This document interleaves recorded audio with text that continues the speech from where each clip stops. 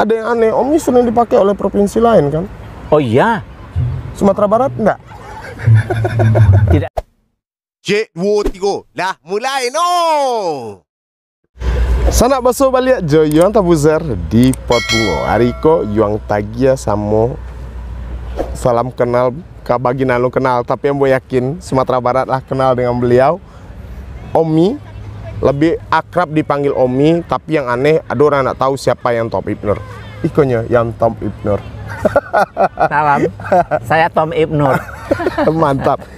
Jadi dun sana Tom Ibnur koreografer Indonesia yang lah mendunia pulo, dan beliau berasal asli orang Minang yang berkiprah di Jakarta.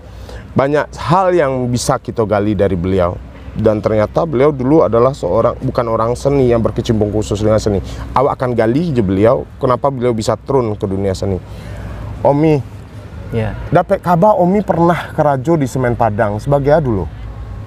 Ya, sebagai analis kepala di laboratorium PT Semen Padang. Itu tahun kira-kira Saya masuk Semen Padang tahun 73. 73. Ya. Lalu lagi ya Om. Nah, berapa tahun Omi di Semen Padang waktu itu? Semen Padang itu sekitar 7 tahun. 7 tahun. Terus kok bisa turun ke dunia seni Omi sudah tuh? Ya, sungguhnya saya kepengennya dunia seni. Ingin Dari awal. dari awalnya. Dari kecil sesungguhnya saya senang Dan dunia seni.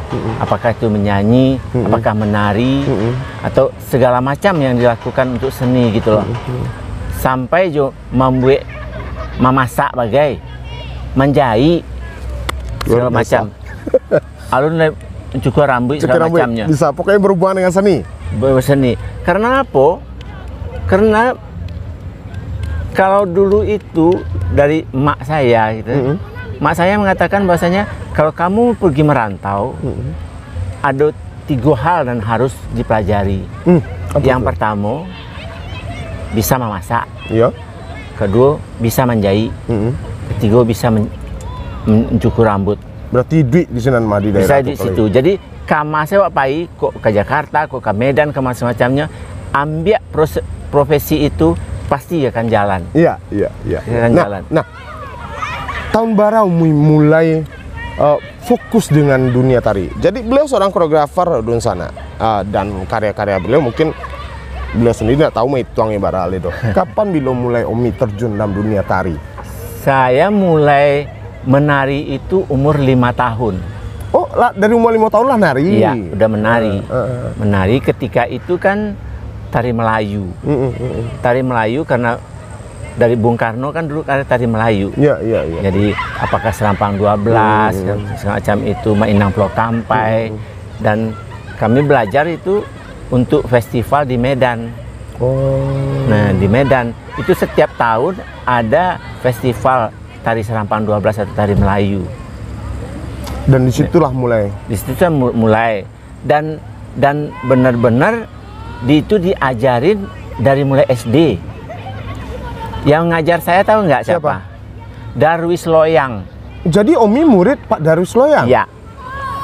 Jadi luar biasa Pak Darwis Loyang, seorang koreografer hebat Indonesia Tom Ibnur, ternyata gurunya adalah Pak Darwis Loyang. Oh gitu. Nah, belajarlah tuh saya dari SD Kandang kan, SD 11. Dari Simpang Kandang. Simpang Kandang. Nah, disitulah belajar.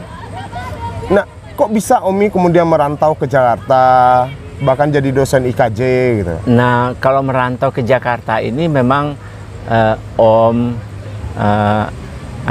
Mama, habis itu juga adik-adik dari ibu saya, semuanya ke Jakarta. Oh, ke Jakarta. Sudah ke Jakarta. Dari tahun 50 sudah pada pindah ke Jakarta. Tapi ibu saya saja yang tidak ke Jakarta. Tidak ke Jakarta. Waktu itu Omi pernah jadi dosen di IKJ? Iya. Dosen terbang di isi perang panjang? Betul. Terus di mana ya Omi? Saya di Riau. Di Riau? Iya. Di Riau. Jadi Ya. sekolah saya lupa nama. Ikip pernah? Pernah mengajar. Tapi mengajar. cuma ya bukan mengajar tetap ya. Jadi sekarang kadang kalau diundang saya datang ya, atau saya ada lagi ke Padang, saya mengajar mereka gitu. Sebagai koreografer yang sudah tahulah bagaimana perjalanan seni, bagaimana kehidupan di dunia seni. Karya Omi yang menurut Omi sangat berkesan bagi Omi secara pribadi yang mau Omi. Kalau yang sangat berkesan itu adalah Awan Bailau. Awan Bailau. Ya. Itu tahun berapa Omi? Awan Bailau itu saya karena Awan Bailau itu yang diundang untuk mengikuti American Dance Festival. Oh, Ya, tahun? di Durham. Tahun 80 8 Iya, 80 Umi lah diundang oleh American Dance Festival, Iya. membawakan Awan Bailau. Awan Bailau. Cerita Awan Bailau seperti apa sih karya Omi? Awan Bailau sesungguhnya senandung awan ya kan, ya Awan Bailau itu kan ilau senandung awan. Senandung awan itu bercerita bahwa dari kita mulai lahir sampai kita mati, itulah yang saya ceritakan. Filosofinya tinggi. Filosofinya berarti. itu yang saya ceritakan gitu loh. Jadi apa ya, apa yang dialami dengan ibu, apa yang dialami dengan keluarga, itu yang saya lihat dari kecil gitu. Ya dulu ya kita senang-senang ya, tiba-tiba satu persatu meninggal, kita menjadi sedih. Tetapi juga bukan berarti sedih itu menjadi saya patah hati, enggak. Saya tetap mencari apa lagi yang bisa saya lakukan. Jadi gitu. inspirasi karya-karya tari itu paling bagus itu adalah dari diri kita sendiri. Dari diri kita sendiri, dari lingkungan kita sendiri, dari alam. Nah, itu untuk yang muda-muda paham kan, jangan terlalu jauh dulu memandang. Ayo berbicara dengan lingkungan kita dulu, nah Omi ya. Dan terbukti Omi pun diundang di American Dance Festival dengan karya yang terinspirasi dari kehidupan beliau, Awan Bailau ya. Awan Bailau. Terus yang kedua dan paling yang bana tertanam mana di hati itu Ambau Jo Imbau karya saya. Tahun Ambau Jo Imbau itu tahun 83. 83. Waktu MTQ pertama. Sebelum MTQ ke-13 tahun 83, saya ke Payakumbuh dulu untuk mencari itu adalah dari Ratok Bawa. Datuk bawa. Jadi berarti Omi riset dulu. Riset. Sambil mengajar di sini itu saya riset. Seberapa penting riset bagi sebuah karya? Wah, penting. Saya tidak akan membuat suatu karya apabila saya tidak menguasai dengan kajian yang benar. Nah, Omi melihat kini koreografer muda melakukan riset untuk hal-hal seperti bau nih Omi mencari pengembangan dari karya koreografer muda saat ini. Ya, memang masa sudah berganti ya. Bahwasanya ada sekarang yang saya lihat bahwasanya untuk menaungi semuanya tentang filosofi kehidupan atau tentang budaya hanya sekedar tahu saja bagi anak-anak sekarang. Sekedar tahu. Pokoknya dia tahu bahwa itu tarian itu udah dan dia lakukan dan dia coba untuk mengungkapkannya dengan pandangan dia sendiri. Itulah menjadi karya-karyanya anak-anak muda sekarang. Bukan buruk. Mungkin ya kalau kita yang udah tua-tua ini mungkin tidak akan bisa melakukan seperti itu. Belum tentu. Berarti sisinya malah ada sisi baik. Ada sisi baiknya. Setiap apa yang kita lakukan pasti ada yang buruk dan baik. Ya. Di sana tahun 1983 Omi merupakan koreografer di tari massal pembukaan MTQ nasional saat itu ya, MTQ nasional ke-13 di Sumatera Barat dan beliau adalah koreografernya. Dan tahun 1993 beliau pun pernah menjadi koreografer Pekan Raya Jakarta. Iya. Ya, dan kebetulan Ambu pernah jadi penari beliau di sana. Bayangkan jarak waktu yang berbeda dan alhamdulillah kini balik dipertemukan di Omi. Dan tahun kini beliau dipercaya sebagai konsultan untuk pertunjukan pembukaan tari massal MTQ nasional dan beliau sudah berumur cukup tua, 70 tahun, lalabia daripada umur Nabi. 70 tahun. Masih punya kiprah dan masih dipercaya untuk mengelola. Karena masih ada kesempatan ya. Tapi kesempatan itu kalau tidak punya skill, punya kemampuan juga tidak akan dipakai Umi. Nah itu yang ingin sungguhnya saya sampaikan kepada anak-anak muda. Kita tidak mungkin bisa menguasai apabila kita tidak mendalami dengan baik. Intinya dalami dengan baik, kuasai, dalami dengan baik, itu akan terpakai seumur Akan hidup. terpakai seumur hidup. Dan Iko Lami buktikan kan. Saya membuktikannya 70 dengan tahun umur gitu segini, ya. Dan alhamdulillah, artinya mungkin saya tidak akan sekuat lagi menari seperti dulu ya, tetapi kemana-mana saya dipanggil gitu loh. Terutama untuk hal-hal yang bagaimana ya menggiatkan anak-anak muda. Apa ke Malaysia saya, apa ke Singapura gitu kan, atau saya ke daerah-daerah lain di Indonesia itu, terutama di Kalimantan Timur, saya selalu dipanggil karena mereka memerlukan kehadiran saya. Memerlukan pikiran-pikiran yang tadi yang beliau sendiri sudah memahami itu secara utuh dan hanya tinggal sharing ke mereka. Nah, balik kepada yang muda-muda, mau ndak menimba ilmu dari orang sehebat Tom Ibnur. Niat itu kembali. Nah, Omi, kemarin Omi dikabarkan sempat sakit. Tuh, Iya. berapa lama Omi dirawat itu? Sakitnya tiba-tiba saja. Tiba-tiba saya nggak bisa jalan. Tapi bukan stroke. Bukan stroke. Bukan stroke. Bukan stroke. Tiba-tiba nggak bisa Tiba-tiba jalan. saya nggak bisa jalan. Hilang aja.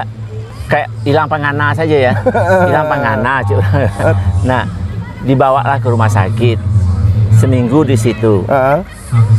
Udah seminggu udah lebih baik.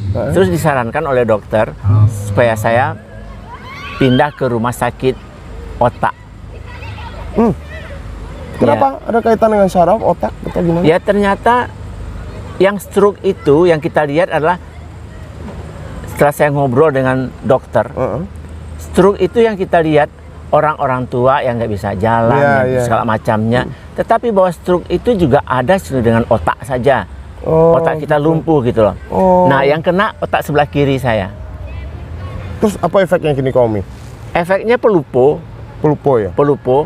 Nah, tapi sekarang saya udah bisa lagi seperti biasa. Enggak lupa Ledon, luar biasa beliau masih ngomongin. Nah, itu prosesnya Omi pulih seperti ini, berapa lama Omi? Oh, kalau untuk pulihnya itu masuk 2 tahun. 2 tahun ya? 2 tahun.